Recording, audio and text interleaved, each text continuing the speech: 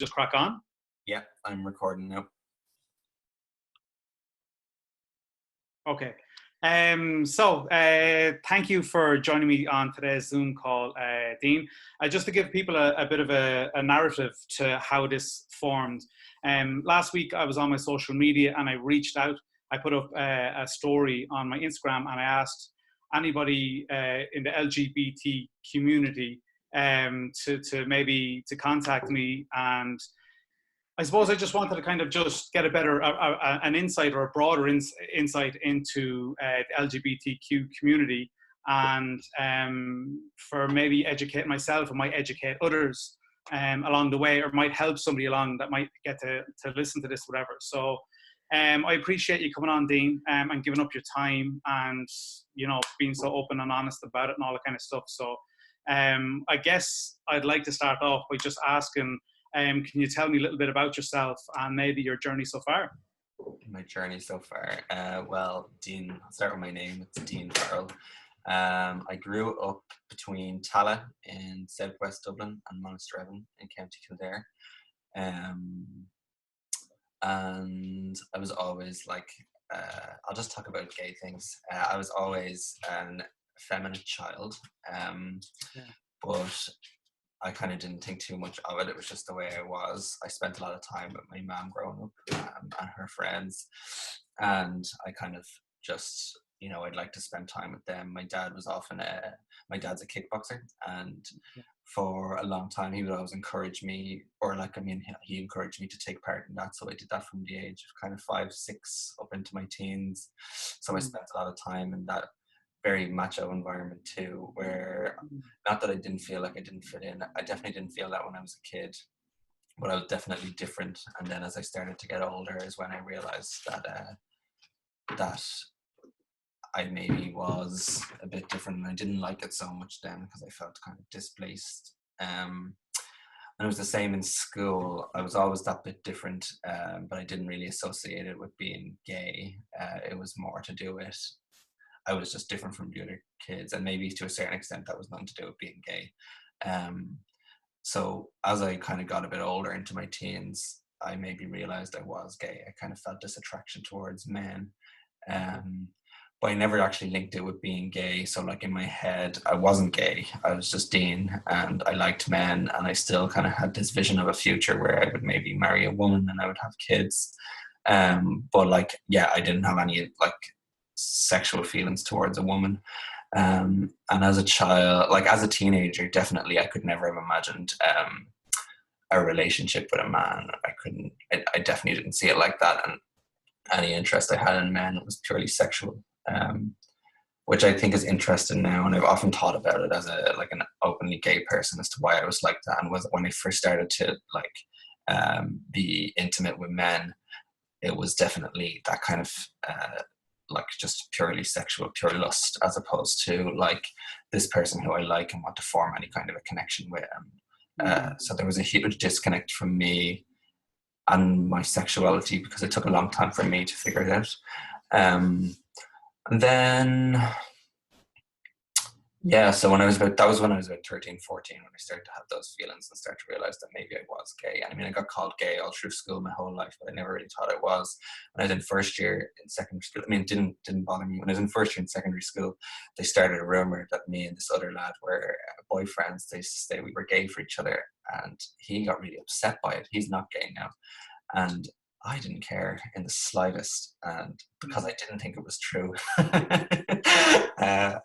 I didn't think I was gay, but Right. slowly but surely I realized that I was, and I started to kind of work through a lot of the other stuff and find my place. So when I did realize I was gay, and I kind of did accept that all through school, I had in my head when I moved, so I went to school, secondary school in Monasterevin, when I got it in my head, like when I moved to Dublin, when I go here, things will be better, I'll find other gay people. And then I found kind of the gay scene in Dublin, and I also kind of found then, Niall, that I didn't fit in there. So, which I think is common for a lot of people, because there's the gay community tends to be a mishmash of people coming from all sorts, and the only kind of common link is that we're gay. and you kind of find solidarity in that. But I think I expected to have this community of people who thought the way I did about the same things I did, and I didn't find that. Definitely didn't find that in Dublin. So that's been a bit of my journey just with myself Yeah. over the last 24 years. Yeah. And did you have like the expectations, I suppose, were they built up into this kind of like, when I move to Dublin, I can be who I am and I'm going to be accepted into this kind of group of people or whatever? And how come it didn't live up to your expectations? Or Being who I am is like, you see, that's kind of like a trap that you fall into, I think, because there's yeah, the time to figure out who you are, especially when you're always told by society and the world that you have to be this certain way. So it kind of falls back to when I was a kid, or when I was younger, and when I found men attractive, and I thought that I would still have a wife. That kind of that's what I was told that I should be like. So when I realized that wasn't true, where do you actually fall then? You don't really know. Do you know if that makes sense? You don't know who you are. So going to Dublin and doing all these things and saying I could be who I was maybe like true, but it took a long time to actually figure out who I was. And I think I had like a lot of discomfort still with being gay, even though I was very kind of open about it. And when I first came out, I was kind of mouthy, like, because I was always on the defense. So I was kind of looking for someone to say something almost so that I could like defend myself. That was in my family and that was in public. But that being said, like, I still, if you watch that video of Panty Bliss, one of the examples she uses is like, have you ever been on a train with your gay friend and it just being so fucking gay that you want to tell them to stop being so gay and you hate yourself for it? But I experienced that an awful lot. Especially there's this guy from Brazil that I used to kind of see and made good friends with. I still talk to him today, and he was so effeminate and flamboyant, public about it. And I didn't realize at the time, I've only kind of realized in the last little while, that I just couldn't be around him because I wasn't comfortable with how gay he was and how comfortable he was with being gay, and I didn't like it. So like, I mean, I feel really bad about that now because I wouldn't want anyone to hide who they are. But at the time, I remember I was maybe 19 or at the time, and we were in Panty Bar, and there was nobody in there. It was just him and I, and maybe like a couple of other stragglers around. And it was during the day, and a Britney Spears song came on, and he got up and he did the full, like, "I'm a slave for you" dance routine. And like, I just was bright red, and I didn't want anyone I didn't want attention to be drawn to us. And like another time, we were at a bus stop on Dame Street, and he was like wearing hot pants and a vest, and like was kissing me and being really loud. And all I was thinking was like, everyone's looking at us. And like, I kind of, looking back at that, it's because I was like internally homophobic, wasn't ready to accept myself or him. And like, even though I'd have definitely been very angry if I heard of like a straight person wanting him just to not be as gay, but like, I wanted him not to be that gay in that moment. yeah. And do you think sorry, just a question here for you now. Do you think in modern Ireland, do you think religion still has an influence on sexuality? Yeah. Yeah, that's a bit of a tricky question. Yeah, like the Catholic Church in Ireland and other churches in Ireland still have quite a grip on our values and the way we work, whether we like to admit it or not, and whether we like to resent things or not. And even coming from Ireland, I live in New Brunswick in Canada now, and just to tell you, like, New Brunswick is a small province on the east coast. The city I live in now has a population of about 80,000 people, so it's far from skyscrapers and like, very progressive ideas. But I felt there was more openness towards being gay here in a small place in ruralish Canada than I did even in Dublin. And I don't quite know, it's like Ireland's maybe 10 years behind, and I don't know if I can attribute that to religion, or I don't know if it's my place to say what that is. But it definitely has an impact. Even in like, because you go to, like, most schools in Ireland are Catholic schools, whether you're Catholic or not. So the ethos of that school is to teach you about heterosexual relationships, and that's the best way. When I was in school, I had a religion teacher who was like quite homophobic. She was like young, glamorous, gorgeous, fit and healthy, and didn't look like what you might expect.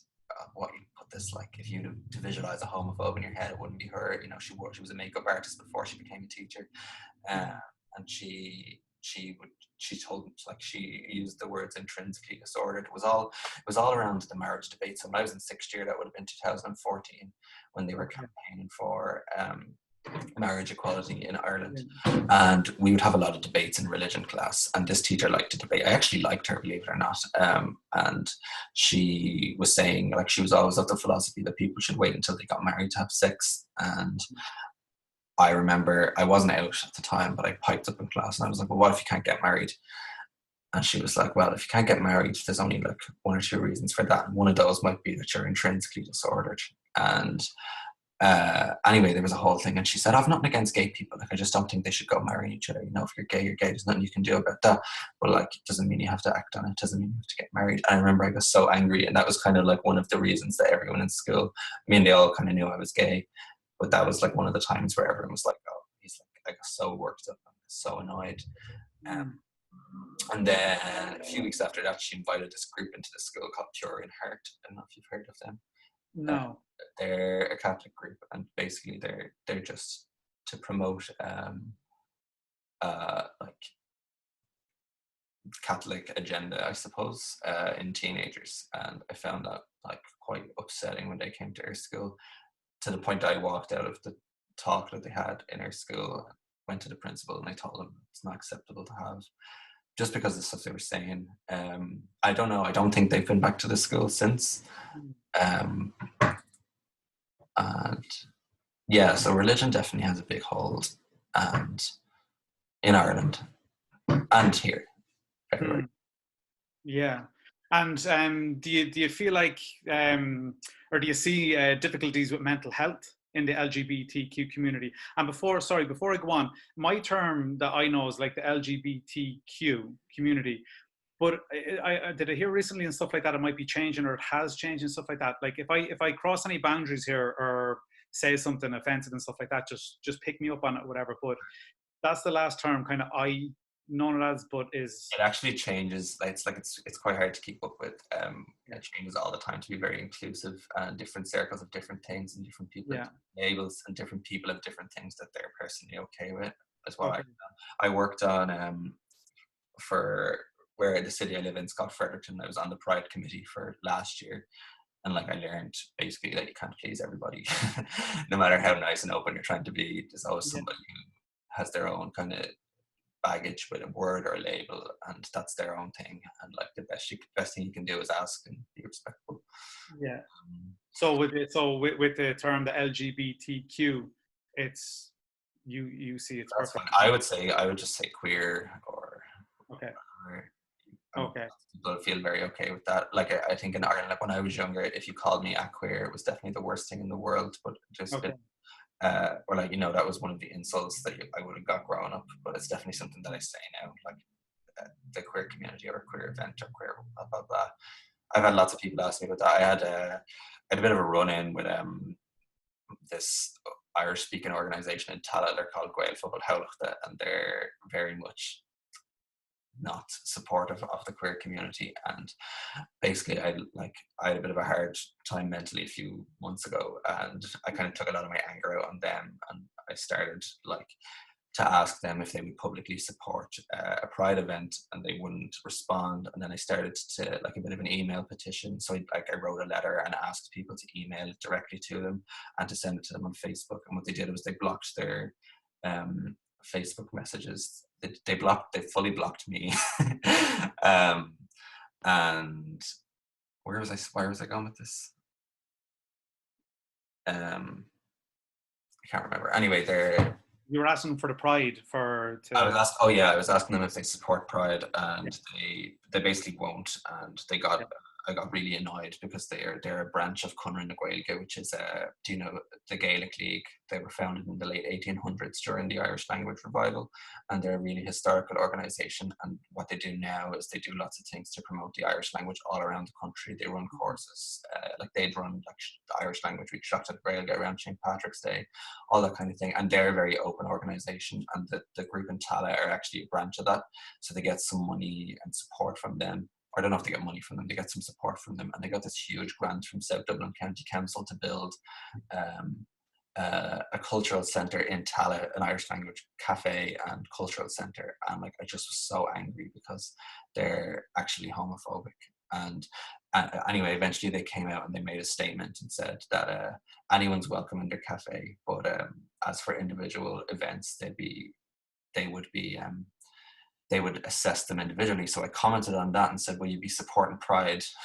And they deleted my comment.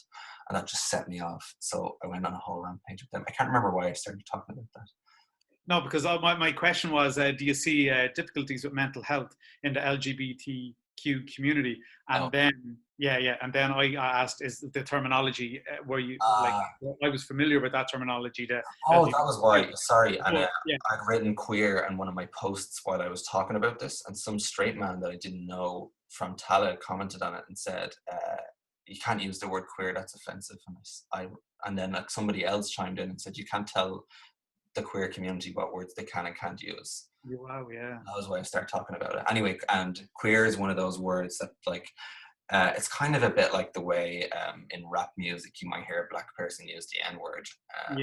Though I don't want to even compare. Yeah. That's just to give you kind of an idea. Like I can't say that they're the same thing because I don't know the connotations of that word. But queer, they kind of took it back for their own reasons, and I think the same things probably happened in the queer community. It's like, you know, queer means odd and different, and was used as an insult, and now it's like, yeah, right, it is a bit different, but that's the way we are. That was what I said.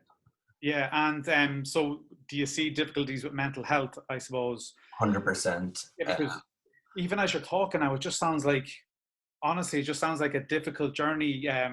It has been a bit of a difficult journey, I suppose, so far, and I can imagine it's been tough at times or whatever. And it seems like you're just trying to kind of to reach out and talk and make things more aware and stuff, and people are just kind of, you know. Yeah, I think like in fairness, I have to say, like comparatively to a lot of queer people, I've had it fairly good in terms of my family being supportive, and even still I've had a battle. So for people who come from any kind of a background where it's not as encouraged or like actively discouraged, it's hard on them. And just from meeting lots of queer people over like, you know, my late teens and early 20s, from say like 18 till now, when I was very much on those scenes, you come across so many people with large varieties of mental health problems and struggles and battles, all rooted in very different things and very similar things.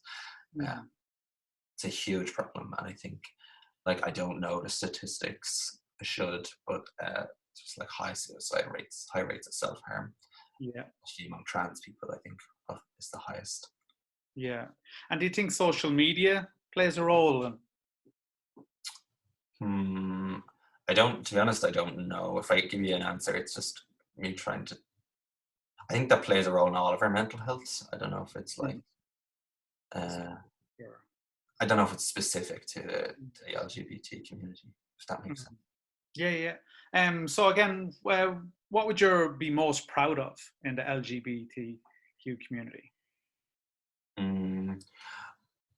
The sense of community, when people do get together for stuff. I've been like, I've been involved in lots of cool projects, or that I think are cool anyway, to like try and be proud and celebrate Pride together. So going back about the last 4 years, I've been helping out with an Irish language Pride that we have hosted, and had a variety of Irish language LGBTQ plus performers at. One of the things we did as well was had like a literary exhibition that we put up in the headquarters of Connor na Gaeilge, the Gaelic League, on Harcourt Street. And like, it wasn't just me, it was a group of people, and we all did that. So I was definitely proud of that as an achievement, and felt like I felt like part of that community, especially like the Irish language gays all coming together to put on this beautiful exhibition, and we had a fun night where we did bingo and had like singers and songs, and it was very much a celebration of like who we were within the Irish community. That was really nice. Mm, I think like achieving marriage equality, whether you want to get married or not, is a massively. huge thing for Ireland. It's like definitely in the front of my brain at the moment, because I said to you in a message, it's been Yeah. 5 years on the 22nd of May since we voted for it by popular vote, the first ever country to vote for Mm, it by popular vote. So I mean, that kind of makes me proud to be Irish too. Uh, yeah. and that's, I mean, I'm definitely a very proud gay man now, and I wouldn't like try to hide anything, or I would never try to tone it down, Yeah. unless maybe I felt in danger. Uh, there's lots of things to be proud of, I think. Mm. That's actually amazing, honestly. From your perspective, what do you think needs to change on how gay people are treated in Ireland? So much, like even like hear the word, like I hear people in Ireland say things like, "Oh, that's gay." I don't hear that in Canada at all, and As, in a negative way. Like, and you hear nice people who like and know me and support me, and they'd say, "Oh, that's gay," and they say, "Oh, I don't mean it like that." But that's one thing that has to change, like, because no matter what you mean it as, that's like you're still using that word as a negative thing, and you mm, hear it all, especially in like younger teenagers as well. And like that's awful when you are a young gay teenager who's struggling. mm, Um, like there's lads that I went to school with, and like I came home at Christmas and I was in a pub, and they're saying, "Oh, you're a faggot," but like to each other, and they were using that. Like none of them are gay, but they're using that to each other as an insult. And whether they don't like gay people or not, that's like using a homophobic slur to offend someone. So you still yeah. think there's like you still think it's an insult to call somebody gay. And I mean, it is an insult to call someone a faggot. Mm. I hate the word. Um, but that definitely has to change. And like, how often? Maybe I'll ask you a question. How often have you seen two men or two women hold hands in a public space, or two men or two women kiss in a bar? Like, honestly, on like, never. Yeah. Um, So like, I don't go out too often, but yeah, like even if I have, or even on like I go for a lot of walks and I go for a lot of hikes and I go on a lot of trails, and if I do go out, I don't think I've ever seen it. Um, if you go to Aldi, like, are you going to see two lads give each other a little kiss at the till? Like, probably not, but you might see a yeah, man and a woman do it, and you wouldn't blink an eyelid. Like, yeah, that has to change, right? yeah, That yeah, means it's like this. It's every time you touch your partner or someone that you're into with in public, it's a political act, mm, because it's like whether like you do it at home without thinking about it. But if you do it on the street, it's definitely a political act. Like, I went out for dinner last night and we held hands, like walking down the street a little bit, and like even here where it's a bit more normal, like you definitely feel eyes on you, and you definitely feel like an intensity. Like I have two friends, they live in Dublin, they live in Ranelagh, and they say when they hold hands in the street, which they would, they're like almost gripping onto each other, like kind of supporting each other, and it's almost like bracing yourself for like you don't know what's going to come. And like sometimes it's very positive. I one time kissed a boy in Time nightclub in Nice when it was still open, and someone came over to us, and like I didn't know what he was going to say. He tapped me on the shoulder and said, "Oh, fair play to you," and I was like, well. I was like, that made me annoyed too, because why do you need to tell me? Oh, I'm glad you approve. yeah, I was definitely very angry at a lot of things back then. But I was like, yeah, why do you feel like you need to come up and tell me that you're okay with me being me? Like, I don't mm, think I asked you, even though he was only being nice and he was trying to be nice. yeah, But I was like, yeah. that's still like, what do you mean fair play to me? Mm. Yeah, and look, to be honest with you, I think a lot of people probably mean good, right? I think a lot of people, but I actually don't think a lot of people know how to present themselves in a Yeah, certain situation and like I that. mean that's something that just has to change. Then, Yeah, if that can answer your question, like yeah, that's, you feel like an animal in a zoo. yeah, that's tough. Like, You're not so even comfortable enough around to hold hands or to kiss a partner and stuff like that. yeah. Like I definitely would, because I've always yeah, like kind of made a point to do it, and like I've been more and less comfortable in different places. But yeah, it's interesting, and like that's kind of a journey that I've been on different times in my life and different. So just a bit of advice then. How can we be more aware of what to say and what we shouldn't say when it comes to sexuality and gender then? That's always one. Like, I don't know that I can really answer that for every person, Mm, to be honest with you. But like for me, I've always liked when people ask me questions, and are genuinely open and honest. Like, and it's appropriate to ask different people different questions at different times. So if you had a friend or someone that you knew well, like we're having quite an intimate chat now. Um, so like if you like you asked me, is LGBTQ all right? And I said, well, it depends on who you're talking to, but like it's fine for you to ask me that, and it's fine for you to ask me anything anytime. Whereas people can be a bit more sensitive about it, it's an intimate thing, so I can't answer that for everyone. That's not my mm, place. mm. And just Would you have sorry to cut across you. go ahead. So would you have anywhere maybe to point somebody to, if they wanted even more information or anything? Is there anything out there information wise that people could go and maybe read or look at or watch or whatever like that, and maybe give them a bit more of an insight? Because I honestly, like, I even feel there is a fear around how to approach it and what to say and what not to say. And with like LGBTQ plus and all this kind of, and there's so many like categories. I think I know a lot of people that might want to be like be more open to it and all that kind of stuff, but they're just afraid of being called out or saying that's offensive or this is offensive or whatever. So maybe, I don't know if people are maybe in the same boat, that they could maybe read up on it, or is there kind of information out there? Or Yeah, there is. Two things I want to say. There's lots of information. There's a magazine that comes out, I think, I don't know if it's every month, called GCN, Gay Community News. There's organisations in Ireland like Belong To that give information, and their information hubs. The Dublin Pride website has lots of information. There's the Gay Lesbian Equality Network. There's lots of things in Ireland, all of whom put information online for people and put out booklets. I think there's more. I could even send them to you. There's lots of yeah, things, information. But I just want to actually comment on, you're saying people are afraid of being called out for saying that's offensive or this offensive. But like the problem is that maybe it actually is offensive, and it's not necessarily the duty of a queer person to like to make a person, a straight person or a not queer person, feel at ease all the time. Um, like because like for me, I'm not that easily offended, so if you use the wrong term or something, it's not going to send me into a spiral. But if you think of like a little trans boy or a little trans girl who spent their whole life feeling just so uncomfortable by everything and being told that they're wrong, and if their parents were shit, and they got bullied in school and their teachers were shit to them, and they've been constantly told their whole life it's wrong, and then some stranger's like, oh well, I don't want to say anything to you because you might be offensive, but they're probably dealing with some kind of level of anxiety up to here every moment of their life. And you know what? They probably just don't care about making sure that you feel okay, because all they're worried about is like making sure that they can get through the day.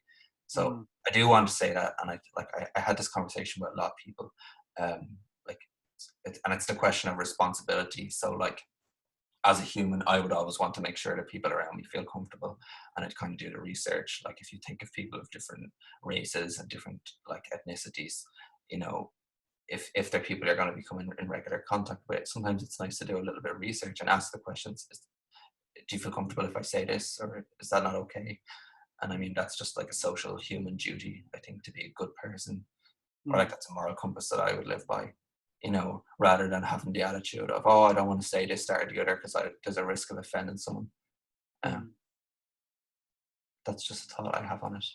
Yeah, and it's amazing. And I apologize, whatever. So yeah, look, what do you wish people knew about the LGBTQ community? Um, well, we're not a community by choice. It's like something that I think everyone has. There's definitely an idea of like, you join up and get your membership card, but it's kind of like I said to you kind of at the beginning of this interview, it's just a mishmash of people that you kind of fall into it because you don't meet like you don't you're not following a heteronormative lifestyle. So you kind of fall into this community, and then we have like, we might have a bar, and or you might have a Facebook group or this, that, or the other. So, and there's events, and they try to cater for all of this. Like someone calls LGBT alphabet soup. So it's like an alphabet soup event trying to get all these people together. So it's kind of like we're not really like, I don't know. I never thought when I was younger that I wanted to join the LGBT community, or like sometimes I don't like. I even find it funny to think that like I'm a member of this community that I didn't like ever choose it, just like happened to be, and then maybe that's something that I'd like people to think about. And I definitely would like people to think about what I said there about trying to offend people or trans people, because like a lot of people have gone through this huge struggle already. So to be mindful of that is nice.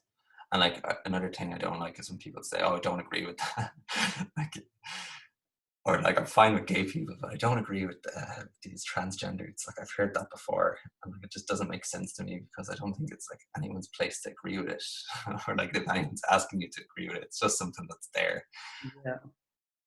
Yeah. So if you were to give any advice to a young or old person dealing with gender or sexuality issues now, what would you say to them? You're not on your own.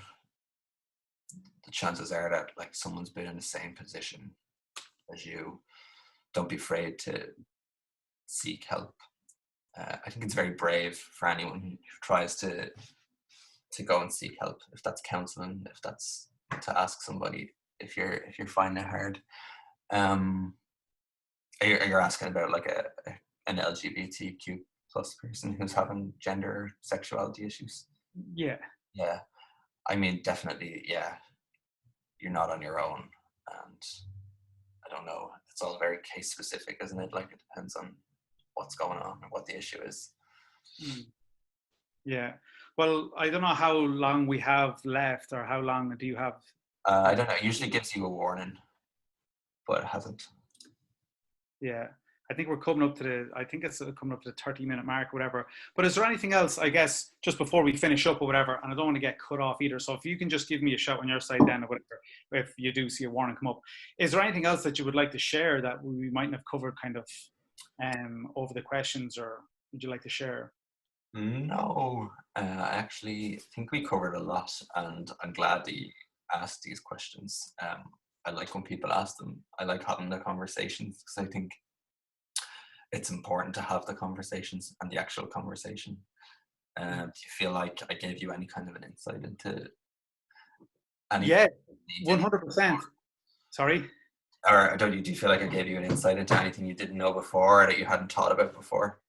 Yeah, look, I guess like on my side or whatever, it's more like I'm just interested in learning kind of more, and learning different people's perspectives on their kind of like what it was like kind of growing up, and then culturally. And I hope maybe going forward in the future, I can do some good work or whatever, that I might be able to help people who could be struggling or anything like that. So the more of an insight I get from and perspectives from different people, I think is gonna help me and educate me even more. And so I can take it into my own work, and even for myself, because I'm going to be brutally honest. Like I would have grown up in a real like male dominated masculinity, kind of like playing sports, and kind of would have thrown all them like gay and faggot and all them kind of words around just as slang, that kind of word, whatever. So that's, I grew up playing a lot of sports, then I went onto the building sites. So then on the building sites, it was all this kind of macho, kind of tough and all this kind of stuff or whatever, And from that, then I went into the gym industry. So it was not the same or whatever. So I was kind of, not that I was blinkered by kind of what was going on out there, but I never kind of really thought much about it, or encountered kind of situations, or had anyone come up and talk to me about it, because maybe they might have seen me and kind of went, well, he's not going to understand or know or show me compassion or whatever like that, because he's like a man and he's masculine and all this kind of stuff or whatever. I don't know, maybe, I don't know. So for me, that's kind of where I after seeing that video and then going to a few workshops or whatever, I just wanted to kind of just hear people's story, and I wanted to kind of just sit down with people like yourself and stuff like that, and just hear what it was like kind of growing up, and then how old you are, and kind of the community and family, and kind of, you know, how it made you feel, and then how you transitioned to kind of just feeling comfortable, and all that stuff that you kind of just explained in the last maybe 20-30 minutes. So, but that's kind of where I'm at. What do you think about you talked a bit about sports, and you know that slurs like that were thrown around. What do you think that means for gay men who do want to do sports, or queer people who do want to take part in, you know, GAA or rugby or? The first thing that came to my mind was kind of like, not outcasted, but I could probably feel that they wouldn't feel comfortable, I suppose. Yeah. Like it's very hard. Like, see, I'm afraid of stepping over things or whatever, saying that, and that. I said, like, I suppose it could probably make them feel a bit uncomfortable, because it is like guys with the bravado and macho and masculinity and all this kind of stuff, egos and all that, you know. So I wouldn't want to put words in anyone's mouth, but I could probably imagine it would be off-putting or confusing or something like that. What do you think of the general consensus of men who are playing, of straight men who are playing these sports, about a gay person being on their team in general? Do you think that they would be uncomfortable to have a gay person in the changing room with them? Honestly, I think some would. I think I honestly do think some would. I'm not saying me in particular or anything like that, or whatever. I just think, I honestly think some would. I think to be mixed signals. I think to be or like mixed feedback. I think some people would feel uncomfortable, but again, that's their own insecurities and their own issues and stuff like that. You know what I mean? But that's just a huge cultural and like societal battle that needs to be fought for everybody. Like, like nobody should be uncomfortable because you want to play a sport. Everyone who wants to play it should be able to play it. Yeah. And then, you know, so like from both sides, a gay person shouldn't feel uncomfortable being on the team, and straight people shouldn't feel uncomfortable having one on the team. Yeah. But would you see anyone, just going back on what I said, would you see that maybe gay people would be a bit apprehensive of joining these teams because of that situation? Yeah, 100%. And even if you pay attention to sports stars, or even on a more local level to sports players, when they do come out, it's generally a big deal. They keep it secret. Like the hurler Donald O'Cusack, you know, it was a huge deal made out of it when he came out as being gay. And there's a footballer from Kerry, I can't think of his now. Is there? There's a Welsh guy, a rugby guy from Wales, whatever, I think. Oh, the referee, Nigel Owens, no, but not him, but it was actually the Welsh, I think he was a Welsh captain or whatever like that. A rugby guy came out, I think, a few years ago, and it was kind of like, again, like sort of a kind of big deal or whatever, but it just like he was trying to put on sorry?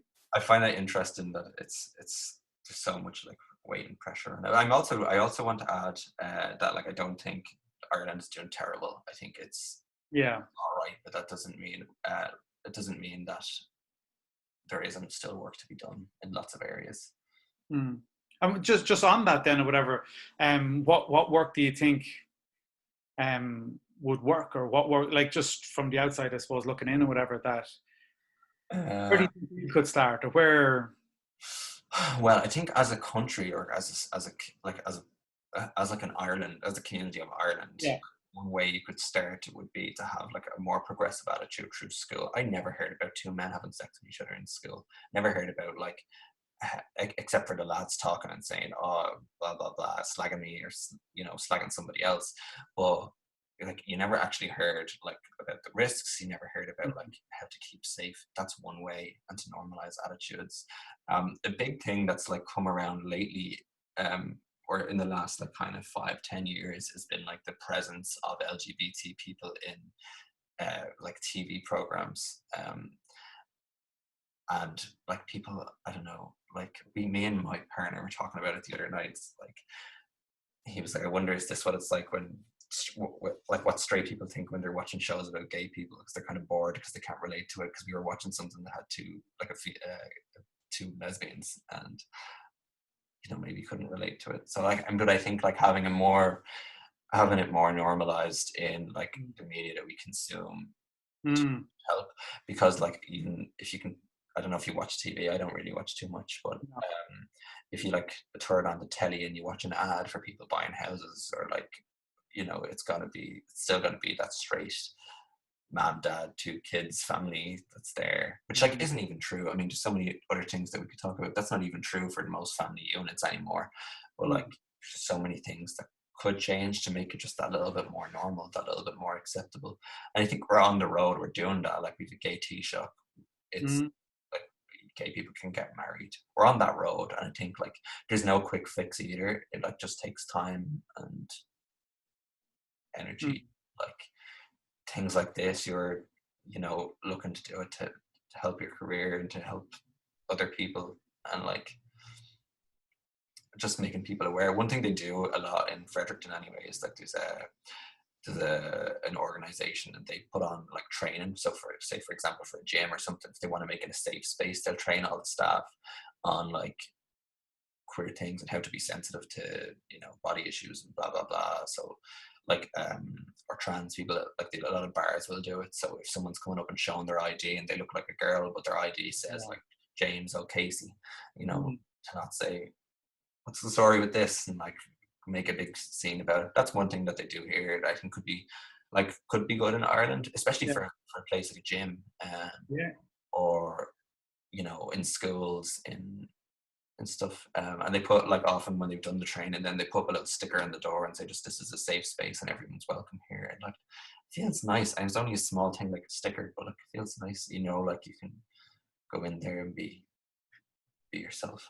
Mm. I think is like, yeah, I think everybody should be allowed to be themselves. I think that's Yeah. the big thing, whatever. Do you think generationally and stuff, I suppose, and culturally, that it is starting to change because we've kind of come out of such a kind of like tough period, I suppose, Yeah. with, religion and all that kind of stuff or whatever. I think you'd feel like it's pushing out the other side. I think it's starting to change 100% generationally, and like it's, but I don't want to discredit the older generation either. Like my Yeah. grandparents have always been great. Like there's a really good essay by T.S. Eliot. It's not about gay things. It's called Tradition and the Individual Talent. And basically what the whole thing says is that tradition changes all the time. So what's happening in the modern world affects what's already happened. So it changes like, so for example, if I was to tell you to watch a film that was made in 1950s, you would see it differently than somebody who was living in the 1950s watched it, because all these other things have happened and have changed how you look at things, and that then has influenced the films that come out in 2020. And like, so it's kind of like they both affect each other all the time, because like what's happening now affects how we think about what's happened before. So I think that's true for like social progression as well. So like my grandparents, who would have probably grown up thinking it was wrong, are looking at the world around them change and then look back at things differently. Like maybe even for yourself, that's probably true. So I think that's like great. And I think some of the older generation are great, and like Mm. you have to understand. I'm not going to have the same conversation about sexuality and gender with me nanny as I would with you, because there'd be stuff that, A, I wouldn't feel comfortable talking to her about, and B, that she probably couldn't wrap her head around. But then, like, that doesn't mean that she's not doing any work and not trying. Mm. Is there anything in Canada that stands out that you'd kind of like to see in Ireland? Canada's so big, and I've been lots of different places in it. So like where I live is an interesting place that's small, but like in the bigger cities in Canada, they have entire like areas that are LGBT. Like maybe you've seen it in films and stuff. Like if you go to Montreal, they've like a gay village, and Toronto has the same, and Vancouver has the same. And it's a street where like they just have, where it's all super gay and super friendly, and it feels like nice.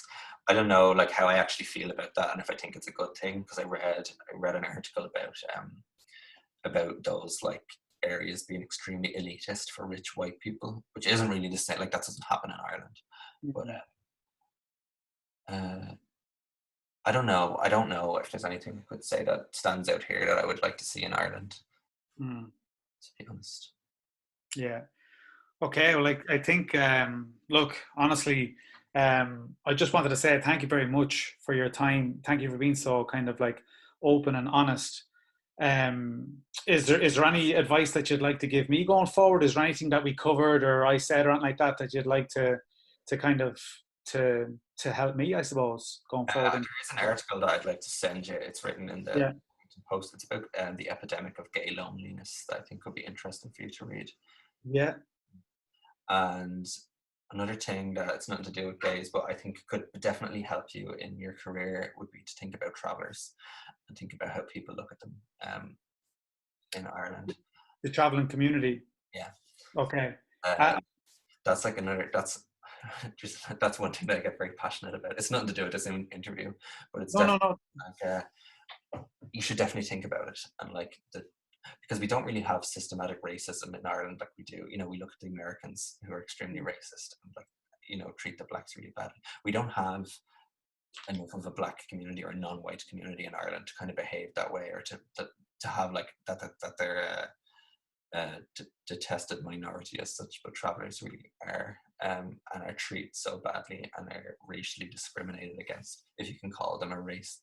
And I've been thinking about that a lot lately. You should probably follow do you know the actor John Connors? Yeah, I know. Yeah, yeah.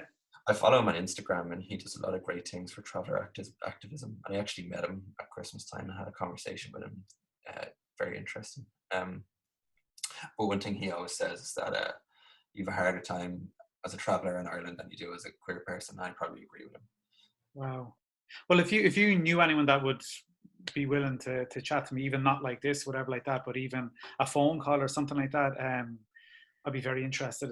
Yeah. Yeah, I've actually have a good traveler friend who's working on he'd love to talk to you. I'd say he's working on like a digital album in Irish. Like he's an actor and a singer and as well. He'd have a lot to say probably. I don't know how comfortable he'd be with maybe videoing it or it being shared, or like in what capacity it would be shared. Yeah. But even for myself or whatever like that, even if it wasn't being shared, I think I could grow a lot from maybe like having a Yeah, chat I'll to put you in him. contact. Anyway, he's into his training as well, so maybe I'll tell him that. Yeah, sound.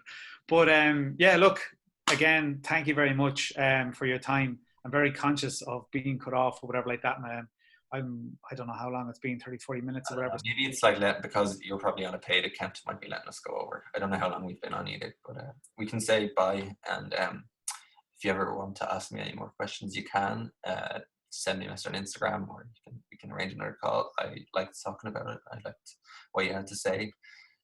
I liked. Yeah, look, sorry, yeah, like going forward, definitely, I'd like to communicate again, definitely 100%. And there's probably things in this I'm going to look back on and kind of like, oh, I wish I said this and I wish I said that. So thank you for allowing me to contact you again in the future, and I definitely will 100%. But again, thank you for your time. Hopefully, somebody would have got something from this. I know I have anyway, and I just appreciate you being so open and honest with me. But thank you for your time, Dean. Thank you. And I'll let you get back to enjoying your day. All right. Thanks, Niall. Nice to meet Thanks. you. See you later. Thank you. Bye bye.